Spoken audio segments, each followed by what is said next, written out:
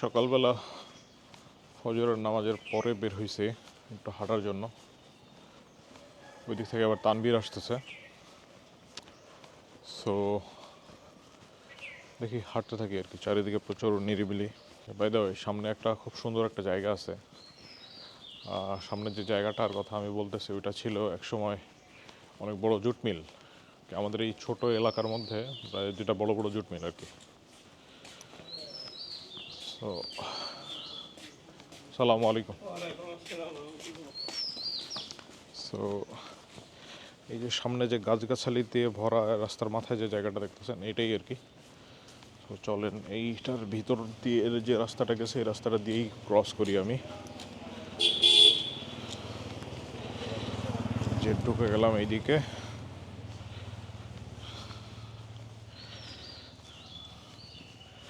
দেখেন চারিদিকে কি পরিমাণ গাছগাছালি এবং কত বড় বড় গাছগাছালি এবং কত সুন্দর জায়গা।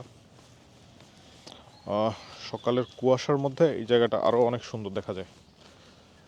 সো এদিকটাতে কিছু পুরানো পোড়া বাড়ি আছে, আপনারা হয়তো ক্যামেরায় দেখতে পাচ্ছেন না। এই যে এইরকম একটা বাড়ি, অনেক আগের বাড়ি এগুলো আর কি। সো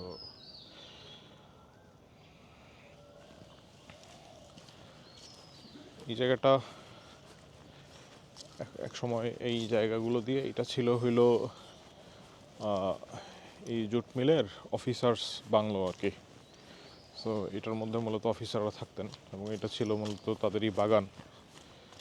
এখন কালের বিবর্তনে লাস্ট 15 বছরে মানে 2008 সালের পর থেকে আসলে বাংলাদেশের অনেক বড় বড় জুট মিলস বন্ধ হয়ে গেছে।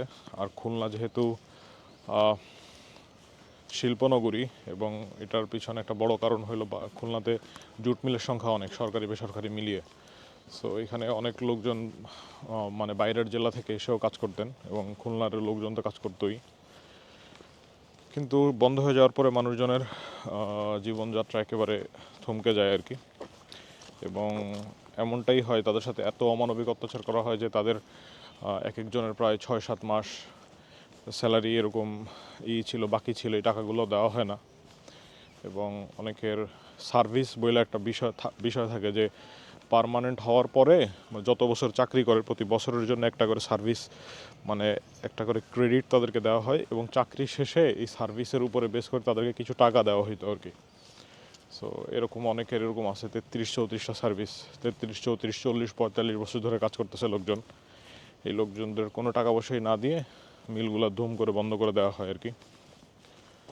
পরবর্তীতে এই শ্রমিক কলোনির মধ্যেও যেসব লোকজন থাকতো, আস্তে আস্তে তাদের শ্রমিক কলোনির মধ্যের যে কারেন্ট লাইন, ইন্টারনেট লাইন সব কিছু বন্ধ করে দেওয়া হয়। এখনও শ্রমিক কলোনি ওই দিকটাতে, আমার সামনে সোজা রাস্তা দিয়ে সোজা চলে গেলে হলো যে শ্রমিক কলোনি।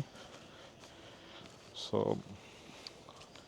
ওই শ্রমিক কলোনিতে এখনও কিছু মানুষজন থাকে, কিন্তু তারা আসলে মানবেতর জীবনযাপন করতেছে, বাইরে গিয়ে কি করবে এটা খুঁজে না পেয়ে এখানে থাকতেছে আর কি।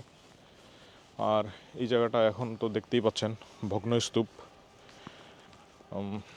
সো এখানে বাইরের মানে বাজে ছেলেরা এসে আড্ডা দেয়, একটা অন্যায়ের আখড়াতে পরিণত হয়েছে আর কি, মানে বাজে ছেলে মেয়েদের আখড়াতে পরিণত হয়েছে এটা। সো যাই হোক, এই ভয়ঙ্করের মধ্যেই, খারাপের মধ্যেই সব জায়গাতে আল্লাহ তাআলা সৌন্দর্য লুকায় রাখছে।